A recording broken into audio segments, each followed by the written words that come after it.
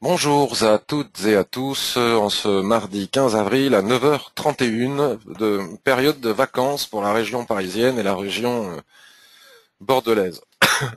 J'ai constaté qu'il y avait moins de gens présents parmi nous les particuliers sur le Forex depuis les vacances et notamment dans ma région à Bordeaux, c'est très impressionnant. Tout le monde part en vacances, c'est impressionnant. J'ai rarement vu ça, la ville est vide.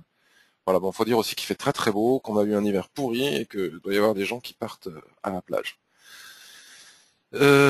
Donc hier, nous avions eu un signal pas euro, veuillez m'excuser, Dow Jones. Je vous réexplique vivement pourquoi. Voilà, vivement j'ai dit, rapidement. Oh là là, je suis pas réveillé depuis très longtemps. Voilà. Donc on a le Dow Jones, l'US 30, vous voyez, qui, là je suis sur le graphique weekly, bon, grimpe depuis très longtemps en ligne droite avec une merveilleuse tendance, vous voyez, avec des plus hauts de plus en plus haut. Enfin, c'est vraiment très joli, avec un nuage de l'Ishimoku parfaitement orienté à la hausse, presque à l'horizon, à la verticale, et Kijun qui soutient superbement bien les prix avec des paliers qui sont extrêmement précis, bon, qui ont cassé de temps en temps, mais celui-ci ici, il a été extrêmement précis. Donc si on zoome un petit peu pour que vous puissiez voir un peu mieux, je me suis rendu compte en regardant un petit extrait de ma vidéo hier que j'allais trop vite dans la manipulation de l'écran et qu'il y avait du lag. Voilà, l'écran était shinkouisé et qu'il fallait que je bouge mes écrans plus doucement.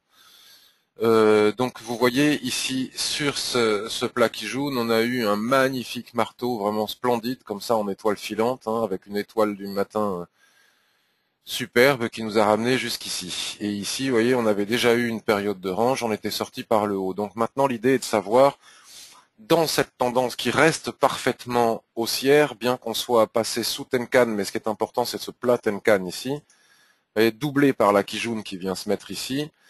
Ce qui est important, c'est de savoir si on va sortir de ce range actuel par le bas ou par le haut. C'est vraiment, à mon avis, il n'y a que ça qui pourra déterminer la tendance future. Et encore que, si on venait à sortir par le bas, puisque comme je vous disais hier, ce rectangle, on peut aussi en tracer un second ici, voilà.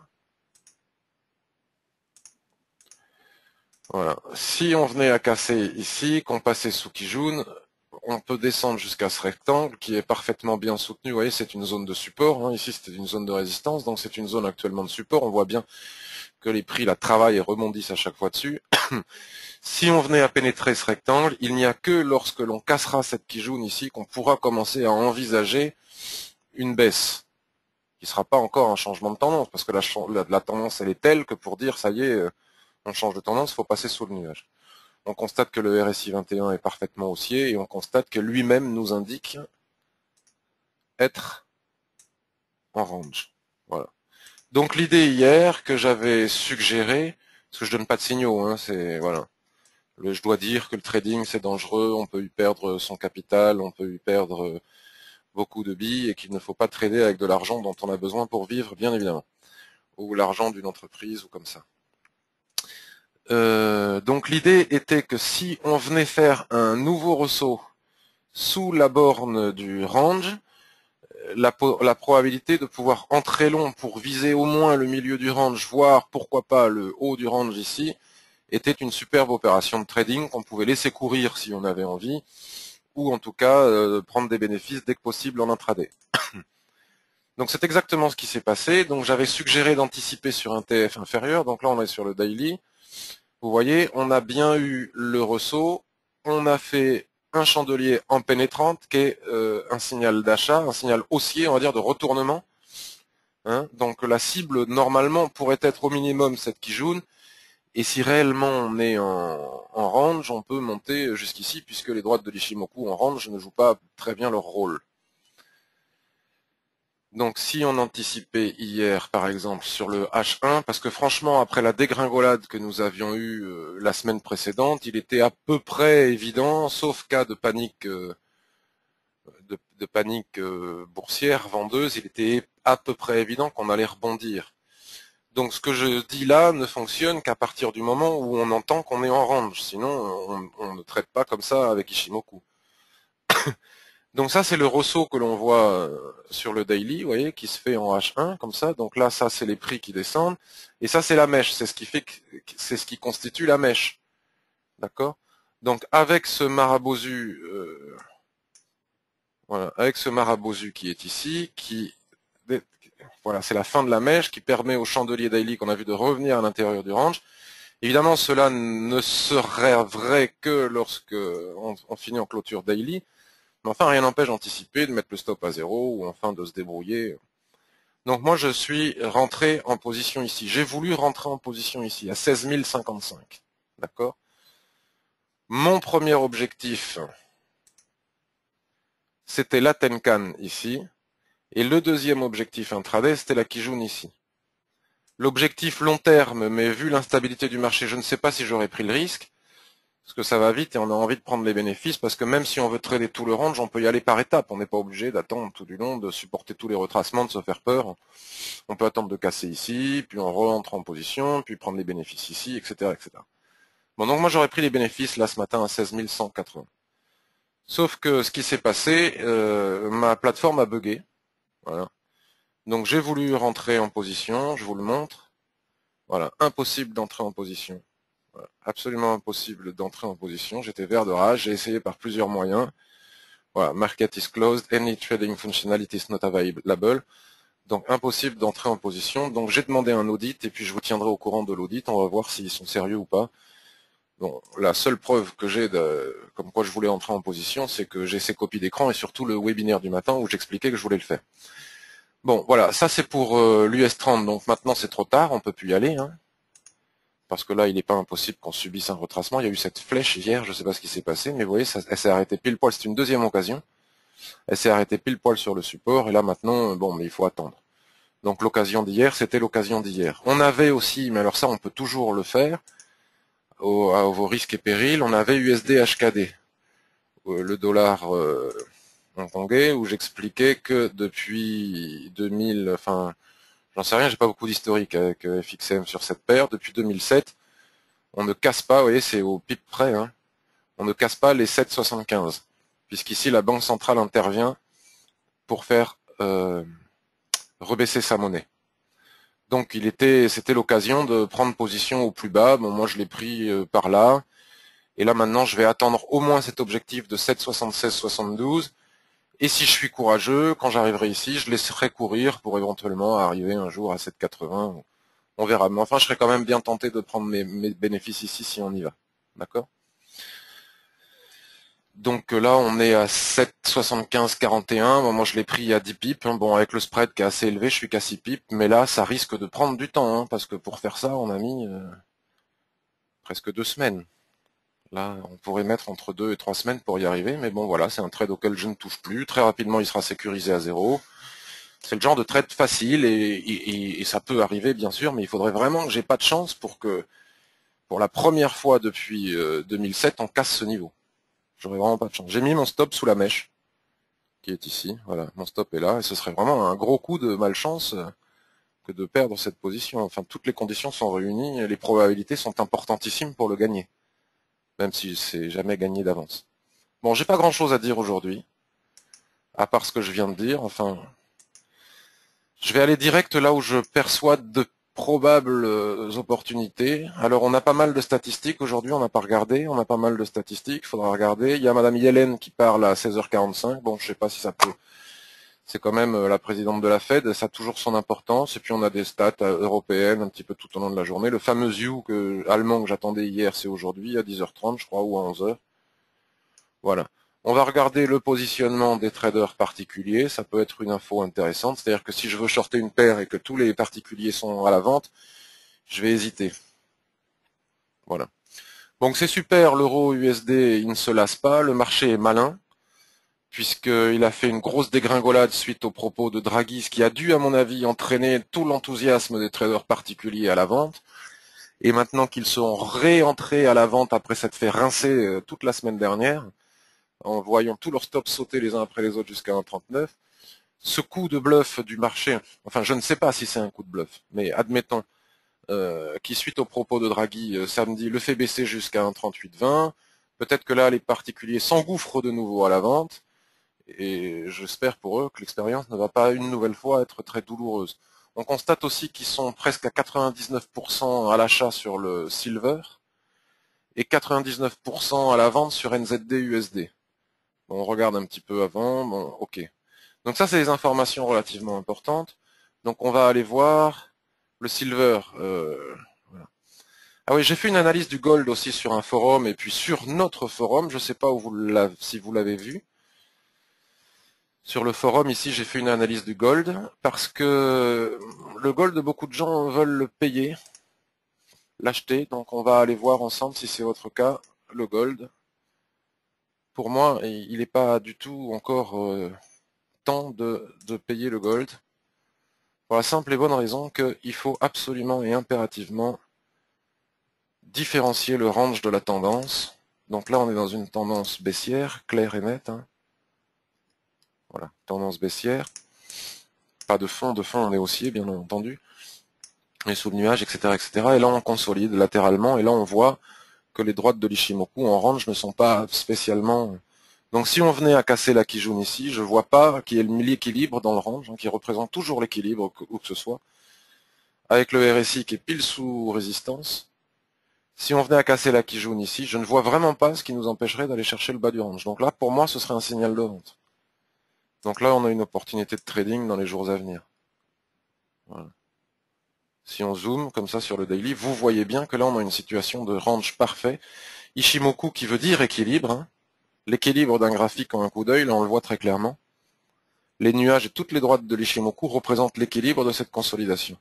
Et en équilibre, les droites de l'Ishimoku ne jouent plus leur rôle de support-résistance. Donc ici, je ne sais pas pourquoi il y a des gens qui ont pensé qu'il était probable ou possible d'acheter ici. Bon, selon moi, non. Puisque on était parti du top du range ici, on est en train de baisser, donc on retrace 50% de cette baisse. Si on trace les Fibos, c'est... Voilà, 50%, vous voyez 50%, attendez, à mon avis, vous voyez pas grand-chose. Voilà. 50% de retracement de la baisse. Bon, je les ai pas tracés avec une grande précision, c'est pour ça que c'est pas précis. Hop. C'est pile poil sur Kijun, donc vous voyez, on retrace la baisse ici à l'intérieur du range, on vient ici, et là c'était shortable. Moi j'ai pas shorté parce que c'est pas une paire qui me plaît beaucoup, et puis voilà. Donc là on fait un avalement, une englobante, si on clôture comme ça ce soir, à mon avis on descend vers le bas du range. Alors, malgré cette configuration, là on a un avalement, vous voyez, on vient s'arrêter pile poil sur Kijun, ici on sait pas trop ce que c'est un marteau, un harami, parce que les haramis en forex, ils peuvent rarement être à l'intérieur d'un chandelier. Bon, est-ce que c'est une étoile? Pas vraiment. Moi, je voyais plutôt un 3 méthodes descendant, vous voyez, parce que tant que les chandeliers comme ça, bleus après celle-ci, restent à l'intérieur du corps plein de celui-ci, ça ressemble davantage à une 3 méthodes descendante, donc à un signal baissier qu'à un signal d'achat, une étoile du matin ou je ne sais quoi. Bon, voilà. Donc pour moi, il n'y a pas de signal d'achat sur le gold et il pourrait y en avoir un baissier qu'on avait ici si on casse cette Kijun. Donc voilà, le silver c'est superbe parce que ça fait des lustres qu'on attend qu'ils sortent de ce petit canal là qui est peut-être un drapeau. Je suis pas spécialiste du chartisme, mais peut-être le drapeau de cette chose-là, hein, le mât, le drapeau, machin. Bon, on sort ici, on casse, donc là la logique veut qu'on vienne chercher ici les plus bas. Et si on casse ces plus bas à 19,65, nous pourrions avoir un nouveau signal de vente. Et on se souvient que quasiment 100% des particuliers sont à l'achat sur le silver. Donc si on a un signal de vente, c'est bingo. Puisqu'ils sont contrariens, nous sommes contrariens les particuliers et qu'on est près de 95% à perdre nos trades. Donc si 95% est à l'achat, il vaut mieux vendre. Donc voilà, si on venait à casser ce niveau super important de l'Ishimoku, extension de Kijun plate dans l'alignement du SSB sur le daily, paf, ici, 19,55, on a un prochain objectif, bon ça va pas vite, c'est quand même bon à prendre en intraday, hein, parce que si on met 10 euros le pip, 50 pips ça donne 500 euros. Donc on s'en fout des pips quelque part. Donc là on a vraiment une zone de support ici, on peut tracer une seconde zone de support ici, hop, voilà. Et là on a nos objectifs. Si on casse ce niveau, qui est un niveau de support pertinent, vous voyez, ça tient, 19,50, on a un signal de vente qu'on peut anticiper en intraday sur du H1 ou sur du H4. Bon, là, on a cassé, on va faire un pullback, on va revenir et peut-être qu'on va casser. Donc là, on a une possibilité aujourd'hui de trading sur le silver pour gagner une cinquantaine de pips et voire plus si jamais on dégringole. AUD NZD. Si vous me suivez sur Twitter, vous avez vu que j'ai répondu à un tweet d'une société qui s'appelle Highway 360 qui propose des graphiques de performance, c'est-à-dire un peu comme notre USD dollar index. Là, notre US dollar index, ils ont des index de toutes les paires. L'euro mesuré à toute une série de paires, ça donne l'index de l'euro. Et donc, ils voyaient que le NZD était en train de baisser, casser la courbe de performance du NZD, casser un support, me semble-t-il, et la UD une résistance. Et donc, on avait peut-être un signal d'achat. Oui, mais, encore une fois, il faut quand même toujours distinguer là où on se trouve, parce que là où on se trouve ici et maintenant, c'est dans un range très précis. Donc le signal d'achat peut se transformer en signal de vente. Donc déjà, il faut que Shinku sorte du nuage. Bon, déjà là, franchement, très honnêtement, en intraday, si on casse ce niveau, on peut peut-être se mettre à l'achat. Mais il faudra quand même faire attention, parce qu'il ne faudra pas oublier les mèches. Là, regardez, en intraday, en H1, H4, on avait bien cassé, puis finalement, on a clôturé de là-dedans, c'était un super signal de vente. Ouais, ça, c'était un signal de vente, hop, hop, hop, hop, hop, on se serait retrouvé ici. De la même manière que ça, c'était un super signal d'achat. Vous voyez, on fait un ressaut avec un doji qui clôture en étoile du matin, hop, on se retrouve en haut. Donc là, il va falloir surveiller ce que dessinent les chandeliers japonais. Et s'il casse, on a un signal d'achat. Si on fait un soulèvement avec un chandelier baissier, hop, on se retrouve sans doute en bas. Ce qui est intéressant, c'est de voir que le RSI 21 repasse acheteur. Donc là, on a une possibilité de trading sur AUD NZD. Si on se met en H4, ce qu'il faut surveiller pour voir si, pour pas se faire piéger par une mèche le soir en clôture, c'est les chandeliers japonais et les volumes. Si on venait à casser, la clôture c'est à 11 heures, donc si on venait à casser qu'à 11 heures en clôture avec un chandelier plein, un passant de ceinture plein, sans mèche, comme ça, c'est assez haussier. Et qu'en même moment, on a les volumes qui augmentent et qui passent au-dessus de cela, ouais, on peut tracer une droite comme ça, je pense qu'on a un signal aussi assez intéressant. Par contre, si on casse et que les volumes n'augmentent pas, je crains, en tout cas moi je rentrerai pas parce que j'ai pas envie de m'exposer à une mèche comme ça. D'accord? Voilà.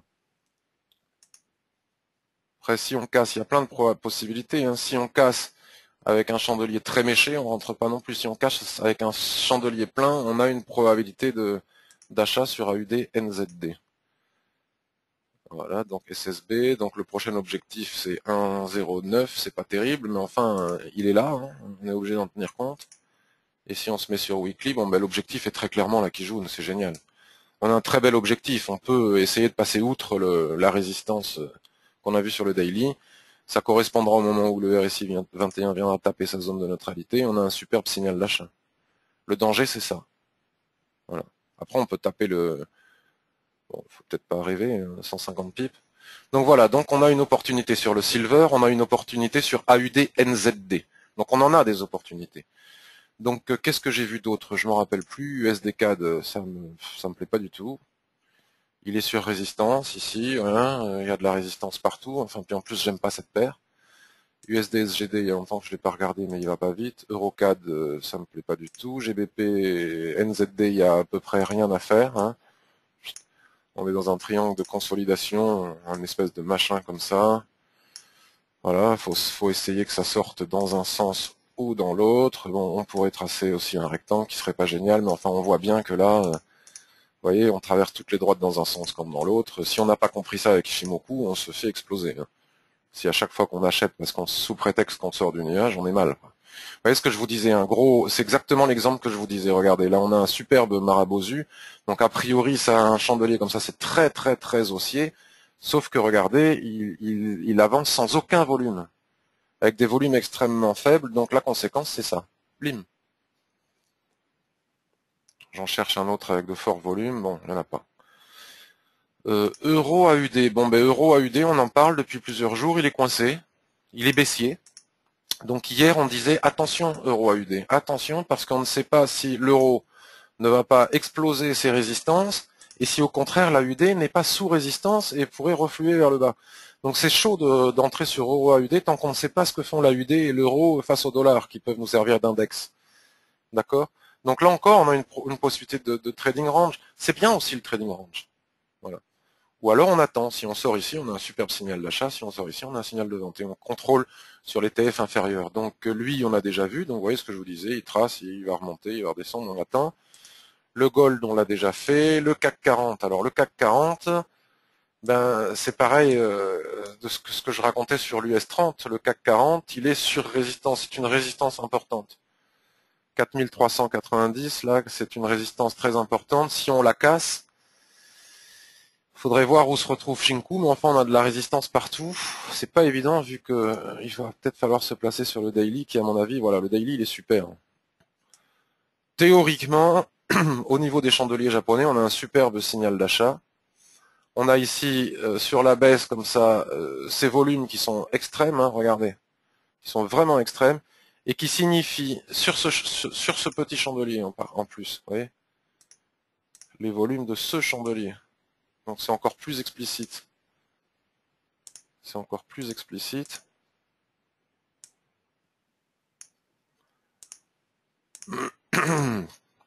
Voilà, là on a une baisse avec pas énormément de volume, hein, donc c'est pas non plus la panique baissière qu'on nous annonçait, hein, je le dis depuis des lustres, hein, c'est pas encore baissier, même si on a des corrections et même si on a du mal à casser les plus hauts, ce qui est clair.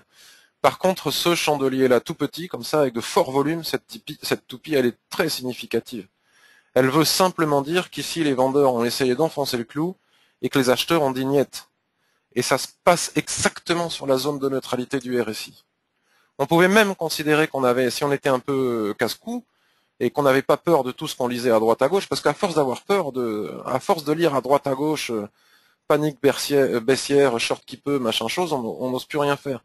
Mais ici, on avait un signal d'achat quelque part, rebond sur une Kijun avec de forts volumes qui indiquent que les acheteurs n'ont pas laissé. C'est ça, c'est le reflet de la lutte. Vous voyez, la lutte à la fois de cette mèche, et surtout la défense absolue de ce support. Et à la suite de cela, on a une superbe englobante qui nous donne un signal de retournement.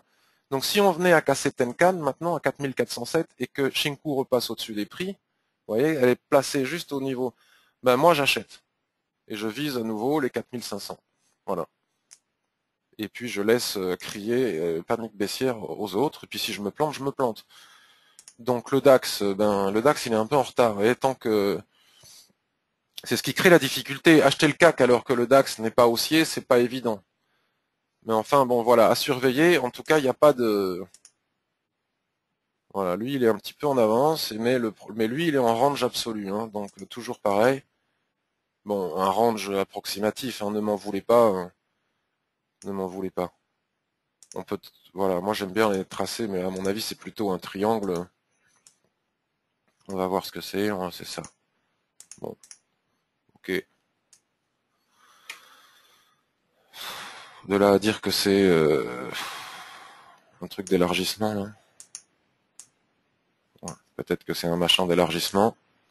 Pas chartiste, non.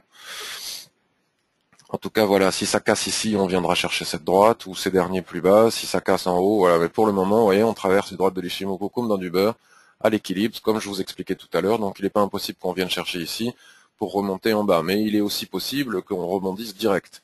Vous voyez comment les chandeliers japonais ont donné un superbe signal ici. Hein. Double doji, étoile filante, doji, boum.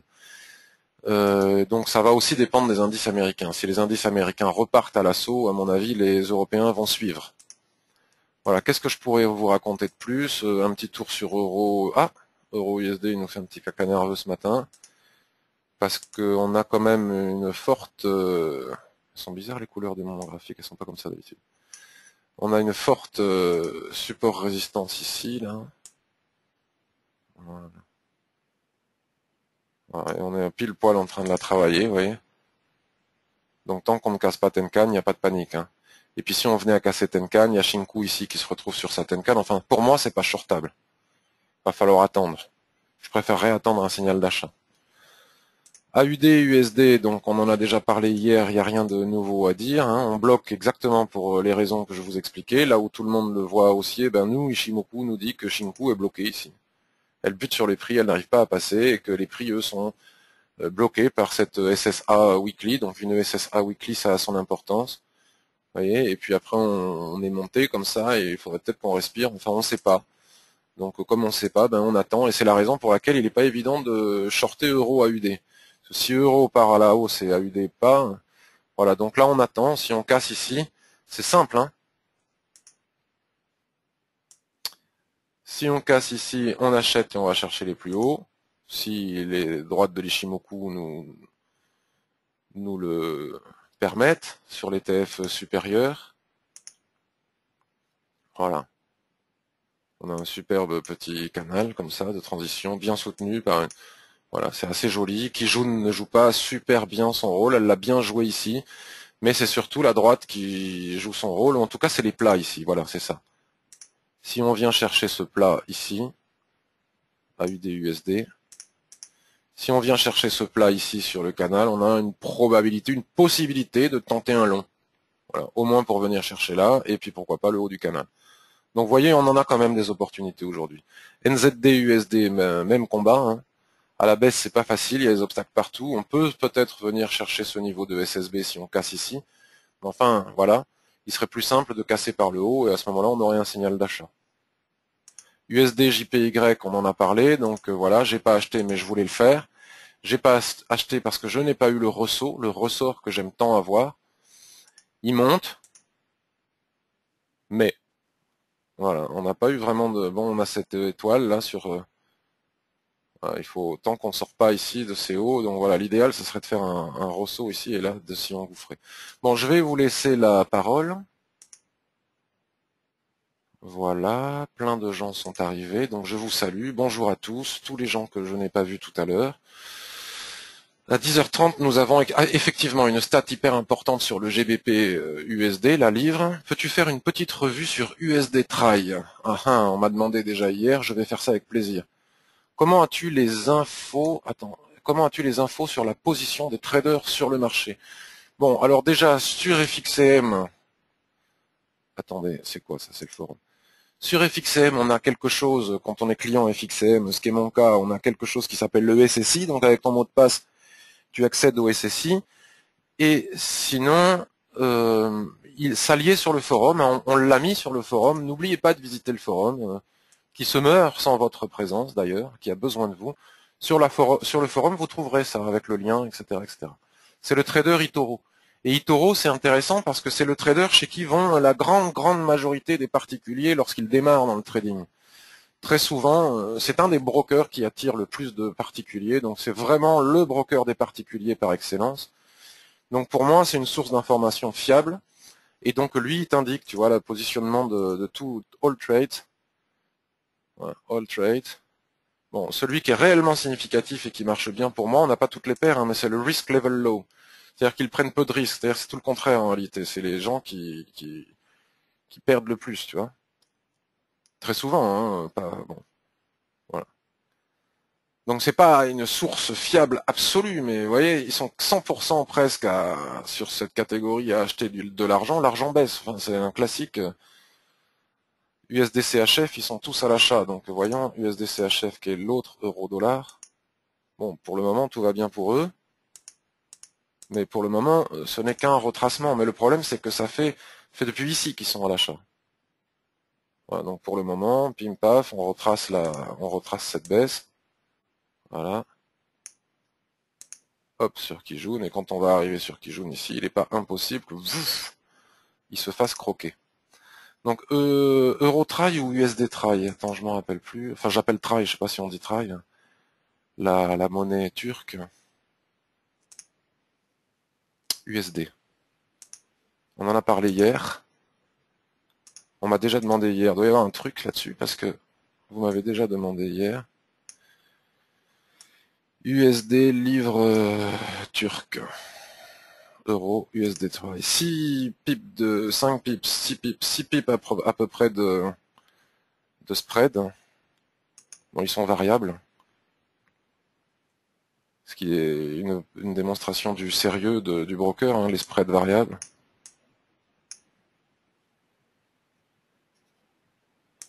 Alors, on a un fort niveau de résistance ici, qui sépare je suis en H4, hein, qui sépare le graphe en deux, ok.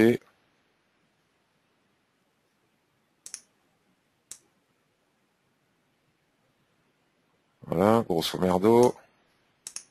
On a cassé cette droite. En fait, on fait un retracement de cette baisse. Cassure ici, il n'y a jamais eu de pullback, on est en train d'effectuer le pullback sur cette droite. Il n'est pas impossible, vu comme ça, sans Ishimoku, qu'on vienne chercher ce niveau. Ici, on a une petite droite de soutien. Voilà. Pourquoi pas lui mettre un petit chapeau sur la tête, parce que ça a l'air de s'y prêter. Très bien. Et ici, on dirait qu'on a un niveau de résistance horizontale. Voilà, cet ancien support devenu résistance qu'on est en train de tester. Voilà, cela nous fait d'ailleurs un petit triangle qui a les possibilités de casser par le haut. Et donc on est en train de venir tester cette résistance ici. Si on casse cette résistance, on va sur ce haut de canal et ensuite ici. Donc voyons maintenant ce que nous dit Ishimoku.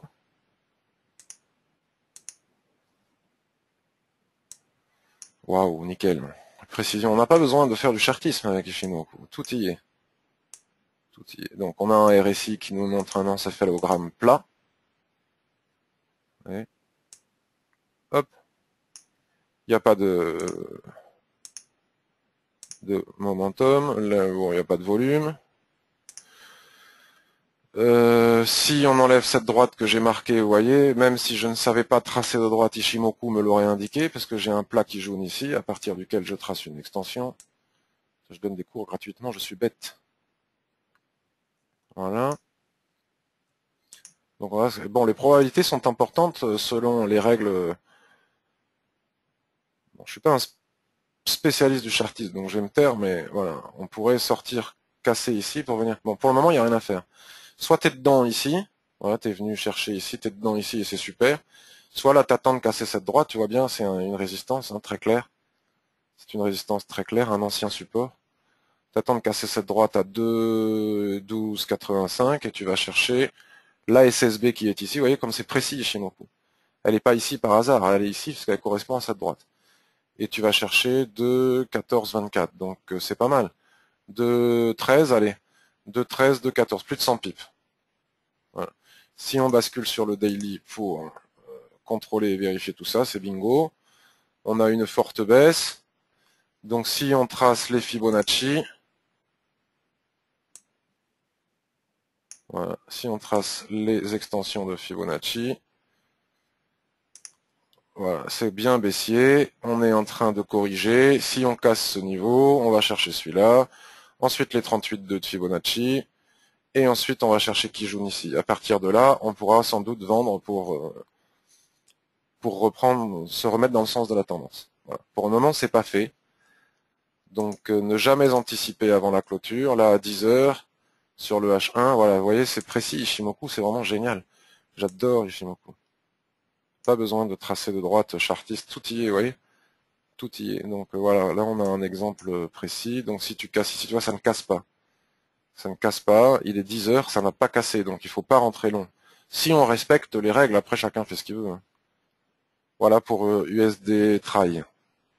J'espère que j'ai répondu suffisamment correctement. J'espère que ça t'a convenu, David. Bonjour, Boursi, Pac. L'argent peut se trader à la hausse car nous sommes en bas du range. L'argent peut se trader à la hausse parce que nous sommes en bas du range, me semble-t-il. Ben, c'est pas ce que j'ai vu, mais je me trompe souvent.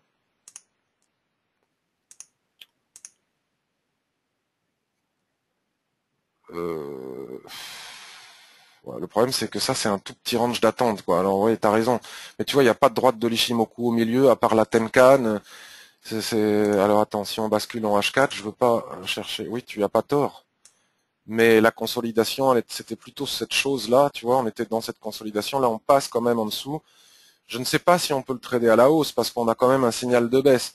Dans le sens où, même si le range d'abord, oui, pourquoi pas.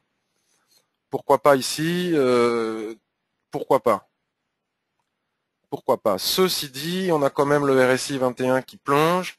Et puis surtout, on avait cette consolidation comme ça en drapeau, là, en je sais pas quoi. Voilà, comme ça se faisait ici. Et là, cette droite, qu'on le veuille ou pas, elle a cassé. Donc elle nous donne cet objectif-là. Et à partir de cet objectif-là, effectivement, on pourrait prendre le risque d'acheter ici pour revenir. Mais c'est pas très rectangle. Moi, j'aime bien quand c'est bien rectangle. Et en tout cas, ce qui est clair, c'est que si ça casse ici, donc tu as raison, hein, si ça casse ici, on vient chercher ces niveaux-là. Maintenant, si on fait un ressaut ici et qu'on clôture à l'intérieur, pourquoi pas.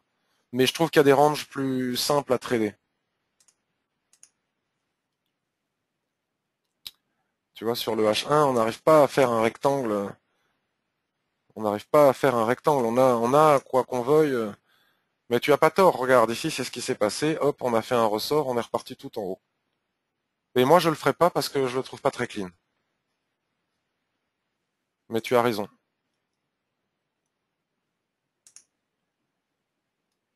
Voilà. Bon, bah écoutez les amis, je vais vous laisser. Patrick, aussi pour te confirmer que je vais suivre tes cours, mais aujourd'hui ce n'était pas possible. Voilà, bon ça c'est pas des cours, hein, Jean-Luc. Ah oui, aujourd'hui pour les cours, oui, non, mais d'accord. C'est-à-dire que ce soir j'avais une formation Ishimoku théorie qui est annulée parce qu'il n'y a pas assez de participants. C'est la première fois que ça arrive, mais enfin en même temps, en pleine vacances de Pâques et tout, je comprends. Par contre, mardi prochain, je sais pas combien on est le mardi prochain. De 9h30 à midi et demi, si ça vous intéresse, je fais une formation collective. Donc si ça vous intéresse, il faut m'envoyer un email pour que je vous envoie les modalités de règlement, etc. Donc je peux même faire des factures, hein, c'est une activité déclarée.